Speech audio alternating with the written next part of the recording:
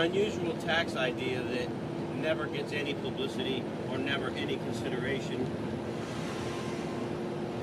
is what I call a constitutional tax.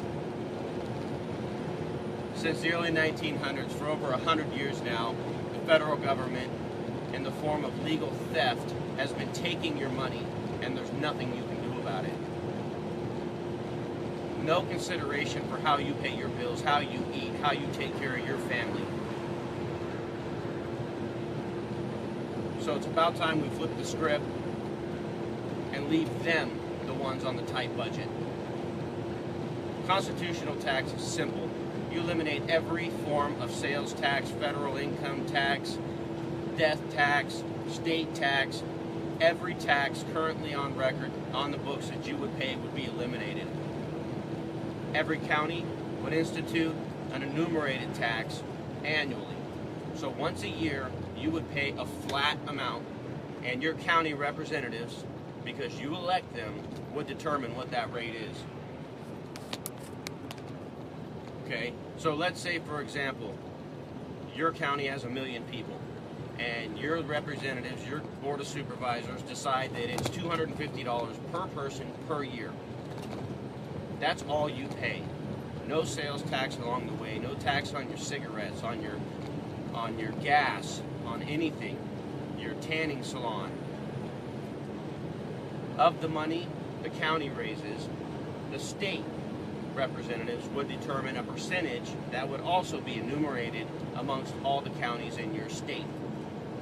No one state would pay more or less than another. If one county in your state pays 15%, all the counties in your state pay 15%. And that goes to the state you reside in. Of the money the state collects from the counties, the federal government would take a percentage. Again, equally divided amongst all the states. No one state paying less or more. If Maine pays 35%, California pays 35%.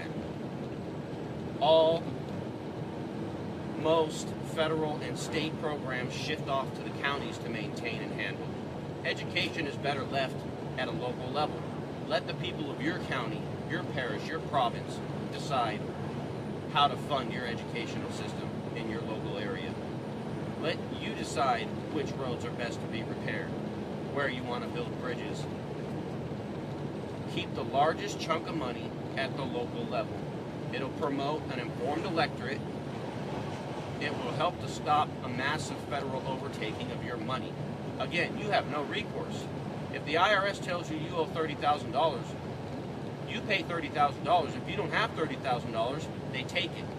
If you don't have it to take, they'll garnish your wages.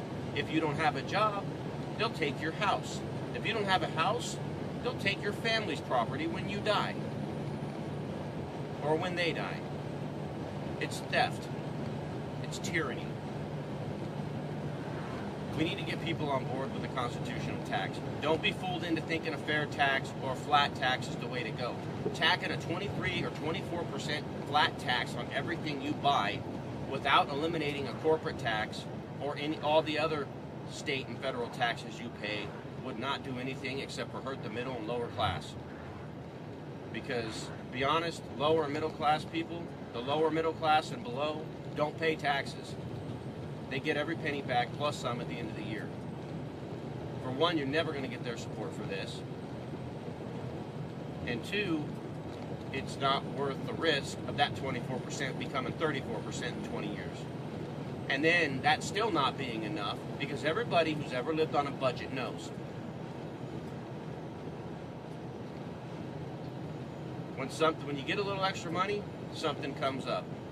You start making a little more money in your job, most people acquire new expenses, a new standard of living, which costs more money. That's all that will happen. So we need to get the money, the largest chunk of money, back to the local level where it's much easier to beat out tyranny than it is at a massive federal level. Well, please try and spread the word. Share this video with your friends. Make your own video about it. Come up with better ideas, because I'm not saying this is exactly how it needs to be, but it's a broad outline of what we could do to get the power back in the people's hands, for us to keep the money. What are we paying all this money for? Anyway, thanks for taking the time and have a good day.